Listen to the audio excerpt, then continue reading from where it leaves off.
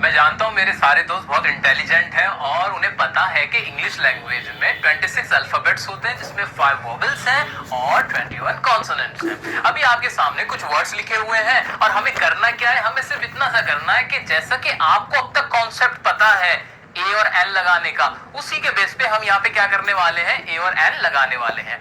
तो आपका कॉन्सेप्ट तो ये कह रहा है कि अगर कोई वर्ड है उसका पहला लेटर कॉन्सोनेंट साउंड करता है तो उसके साथ लग जाएगा ए, और अगर वोवेल है तो लग जाएगा एन। इसी बेस पे इसके आंसर मैं लिख देता हूं। तो टॉय का टी था तो ए लग गया, इसके साथ भी ए लग गया, सबके साथ हमने लगाया ए क्योंकि इन सबका पहला जो लेटर है वो कॉन्सोनेंट है। अच्छा, इसमें देखता हूं तो यूनिवर्सिटी, यू, यू तो एक वोवेल है, वोवेल के साथ क्या आ जाएगा, एन आ जाएगा। यूनिटी है, एन आएगा। यूजेज, यूनिक, सबके साथ क्या आ जाएगा, एन आ जाएगा। अच्छा जी, लिख दिया।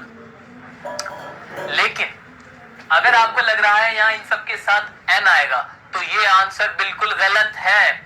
जी हाँ, ये बिल्कुल गलत है। आप गलती करते हुए आ रहे हो, एग्जाम्स में गलत कर रहे हो, बोलने में गलत कर रहे हो, लिखने में गलत कर रहे हो, हर जगह ये गलती आप रिपीट करते चले आ रहे हो और आपको ऐसा लग रहा है जैसे आप बिल्कुल सही कर रहे हो। मार्क्स कमा रहे हैं और ध्यान नहीं दे पा रहे, बोलते हुए में इंप्रेशन डाउन जा रहा है लेकिन पता ही नहीं, क्योंकि हमें तो ये कॉन्सेप्ट ही नहीं पता। अब सुनो कॉन्सेप्ट क्या है। कॉन्सेप्ट ये कहता है कि अगर आपने कोई वर्ड देखा और उस वर्ड का पहले लेटर का साउंड, ध्यान से मैंने वर्ड यूज किया साउंड, अगर उसकी आवाज कॉन्सोनेंट की है तो ए आएगा और आवाज वोवेल की है तो एन आएगा। ये है कॉन्सेप्ट। अब इनको ध्यान से देख लो जरा। यूनिवर्सिटी, अगर इसका साउंड क्या निकला, या का साउंड आया सर, यहाँ पे या का साउंड, और या तो एक व्यंजन होता है ना, तो व्यंजन के साथ क्या लग जाएगा, ए लग जाएगा, ना कि एन। ऐसे यूनिटी, यूनिटी में आवाज किसकी आई, फिर से या की आवाज आई, और या व्यंजन है, व्यंजन के साथ क्या आएगा, ए आएगा। यूजेज, या ए आएगा।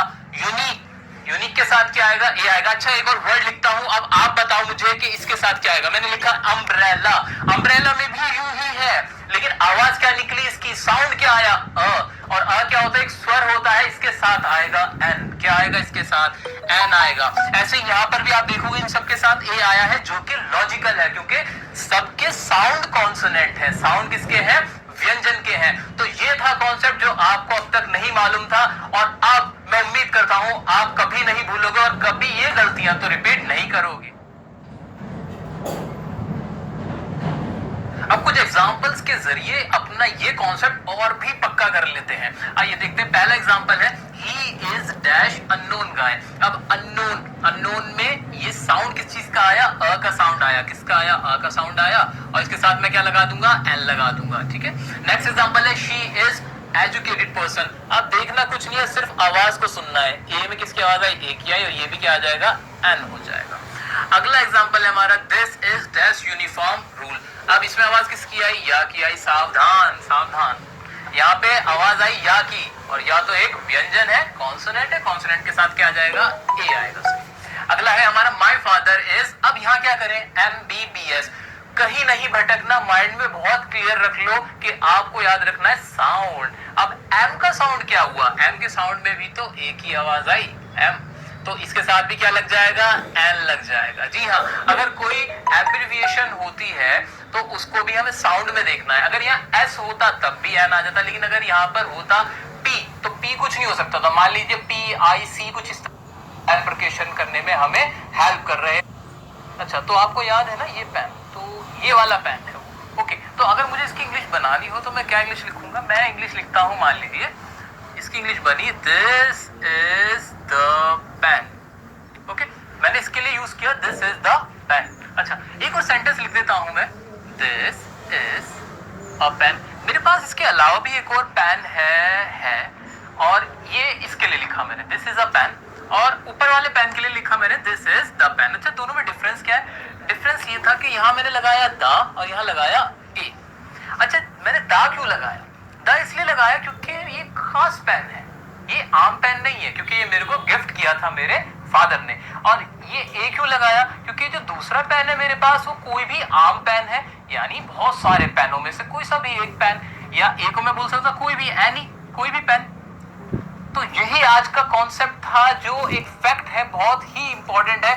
आप इसमें डिफरेंशिएट करें। अगर हम कहें कि इनमें से कौन सा आंसर हमारा सही है, कौन सा गलत है, तो हम कहेंगे दोनों ही करेक्ट है, ये भी करेक्ट है और ये भी करेक्ट है। अगर आपको इसका कॉन्सेप्ट क्लियर है तो आप इसमें कभी गलती नहीं करोगे। कभी कभी आता है कि भाई आपको एरर फाइंड करना पड़ता है, कॉम्पिटिटिव एग्जाम में पूछा जाता है कि आप बताएं इस सेंटेंस में किसमें एरर है, और आप क्या देखोगे, आप देखोगे दा लगा हुआ है, यार गलत कर देता हूं, ए लगा हुआ गलत कर देता हूं, जबकि उसका आंसर शायद हो सकता है नो इंप्रूवमेंट का, क्योंकि हम देख रहे हैं कि यहाँ पे दा भी सही है और ए भी सही है। तो जब भी दा का इस्तेमाल होता है तो दा का इस्तेमाल तब होगा जब किसी स्पेसिफिक या कोई खास विशिष्ट चीज के बारे में बताया जाता है। जैसे मैं कहूं I purchased some apples, मैंने कुछ एप्पल्स खरीदे, the apple was delicious, और एप्पल कैसा था, डिलीशियस, क्योंकि मैंने अब एक खास एप्पल के बारे में बात की। अच्छा, ऐसे ही ए का इस्तेमाल क्या होता है, ए का बहुत सारी कोई भी चीज हो सकती है, उनमें से कोई भी एक चीज का मैं एग्जांपल दे रहा हूं। जैसे मैंने कहा यू आर अ बॉय, मैंने कहा you are an intelligent boy, तो यहाँ पे ए और एन का इस्तेमाल किसी भी एक लड़का या लड़की के लिए इस्तेमाल कर लिया गया। तो ये तो था डिफरेंशिएट किसके बीच में, दा और ए के बीच में, जो आप कभी ना कभी गलती करते आए होंगे। अभी आगे बढ़, एक पैसा भी खर्च नहीं होने दूंगा आपका और आप घर बैठे इंग्लिश सीख जाओगे। जी हाँ दोस्तों, ये एक पैसा पढ़ लेते हैं दा के और अन्य इस्तेमाल के बारे में। दोस्तों अब मैं आपको बताता हूं कि दा के ऐसे फैक्ट जो अभी हमें जानने बाकी है। तो दा कहां कहां नहीं आएगा, पहले वो सुनिए। तो दा एक तो कंट्रीज के नाम के साथ नहीं आएगा, जैसे कि हमने वीडियो की शुरुआत में ही आपसे पूछा था कि यूएसए और चाइना, उसमें यूएसए के साथ तो दा था लेकिन चाइना के साथ दा नहीं था। बेसिक रूल ये कहता है कि कंट्रीज के साथ दा नहीं आता, दा का इस्तेमाल नहीं होता।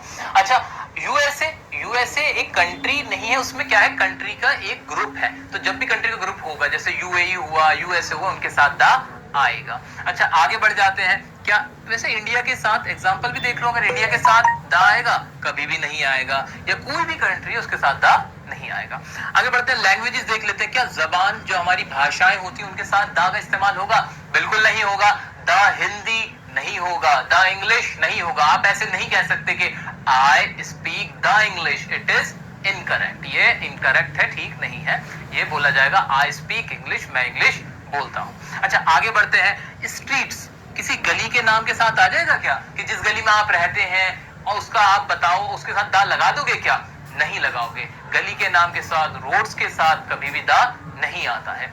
आगे बढ़ते हैं, किसी के नाम के साथ भी दा नहीं आता। जैसे मान लीजिए मेरा नाम है रवि, तो रवि के साथ दा रवि नहीं होगा, आई एम द रवि ऐसे नहीं बोला जाता, नाम के साथ भी दा का इस्तेमाल नहीं किया जाता। अच्छा दोस्तों एक बात बताओ, ये मैंने लिखा है दिल्ली, दिल्ली के साथ दा आएगा क्या, या मुंबई लिख देता हूं, बड़े बड़े शहर हैं दिल्ली मुंबई, इनके साथ दा लगाओगे क्या, बहुत बड़े शहर हैं, लगा दे क्या, नहीं लगाएंगे। याद रखिए सिटीज के साथ, कितनी ही बड़ी सिटी हो, कितना ही बड़ा शहर हो, उसके साथ भी दा नहीं आएगा, ये भी ब्लैंक बोला जाएगा। आप सीधा बोलेंगे आई लिव इन दिल्ली, मैं दिल्ली में रहता हूं, या आई लिव इन मुंबई, मैं मुंबई में रहता हूं। कोई भी शहर हो उसके साथ भी दा का इस्तेमाल नहीं किया जाएगा। दोस्तों अभी तो आपने देखा कि दा किसके साथ नहीं लगा, अभी मैं आपको वो बताऊंगा कि दा किसके साथ लगना ही चाहिए। अच्छा एक बात बता दूं आपको, अभी तक जो भी आपने पढ़ रखा होगा ना, अधूरा आधा कॉन्सेप्ट होगा। इस वीडियो में आर्टिकल में जितने भी यूजेज हैं, जिसका जैसे जैसे इस्तेमाल होना है, वो बिल्कुल उसी तरीके से हमने बताया है अभी तक। और इस वीडियो को देखने के बाद आपको कोई दिक्कत नहीं, बेधड़क होकर चले जाओ किसी भी कॉम्पिटिटिव एग्जाम में, बैठ जाओ और आर्टिकल से रिलेटेड कोई भी अगर क्वेश्चन आता है, कोई भी क्वेश्चन आता है, आप 100% करेक्ट आंसर लिख के आने वाले हो, ध्यान से, अगर आपने एक बार ये वीडियो देख ली है तो अभी हम बात कर लेते हैं दा के उन इस्तेमाल की जिसके साथ आपको दा लगाना ही चाहिए। वो कौन सी चीजें हैं, तो सबसे पहले याद रखना, रिवर समझते हो, हमारी नदियां, नदियों के साथ हमें जरूर दा का इस्तेमाल करना ही चाहिए। नदियां कौन कौन सी हो सकती है हमारी, जैसे दा गंगा, गंगा भी क्या एक नदी है, ऐसे दा यमुना, तो इस तरह की जितनी भी रिवर्स है उनके साथ आपको हमेशा दा लगाना है। आगे बढ़ते हैं, होली बुक्स, होली बुक्स समझते हो क्या होती हैं, होली बुक्स मतलब धार्मिक ग्रंथ, यानी जो धार्मिक पुस्तकें होती हैं, जैसे गीता हो गई, महाभारत हो गई, कुरान हो गए, बाइबल हो गई, गुरु ग्रंथ साहिब हो गए, इन सब के साथ भी हमेशा आप दा का इस्तेमाल करोगे। तो एग्जाम्पल्स हमने तो देख ही लिए, एक बार और आपको बताता हूं, जैसे the holy Bible, the Gita etcetera, जितनी भी होली बुक्स हैं आप उन सबके साथ दा लगाओ। अब अगली क्लास की बात करते हैं तो न्यूज़पेपर्स के साथ यानी अखबारों के साथ भी ना दा का इस्तेमाल किया जाता है। जैसे कि अगर कोई अखबार का नाम है हिंदुस्तान टाइम तो हम बोलेंगे द हिंदुस्तान टाइम्स। ऐसे अगर किसी अखबार का नाम है द न्यूयॉर्क टाइम्स तो आप पाओगे कि अखबारों के नाम के साथ भी द का इस्तेमाल किया जाता है। अब अगला इस्तेमाल है द का जो बहुत इंपॉर्टेंट है, वो आप याद रखना। एक होती है क्लास। क्लास समझते हो कि जिससे पूरा वर्ग ही समझा जाए। जैसे मैंने कहा कैमल, तो कैमल क्या हुआ, एक जानवर का नाम है। जब मैंने बोल दिया द कैमल तो कैमल से जितनी भी कैमल है वो सारे रिप्रेजेंट होते हैं।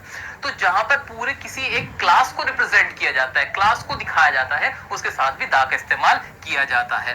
तो पूरी क्लास को शो करने के लिए हम दा का इस्तेमाल करते हैं, जैसे the horses, the dogs etcetera. अच्छा, लेकिन एक बात याद रखना, कभी भी आप मैन या वुमन का इस्तेमाल करोगे, यानी मैन, आप पूरी मैन जितने भी आदमी हैं उनको आप अगर रिप्रेजेंट करना चाहते हो तो उनके साथ दा नहीं लगाना। उनके साथ दा नहीं आएगा, उनके साथ डायरेक्ट आएगा मैन और वुमेन।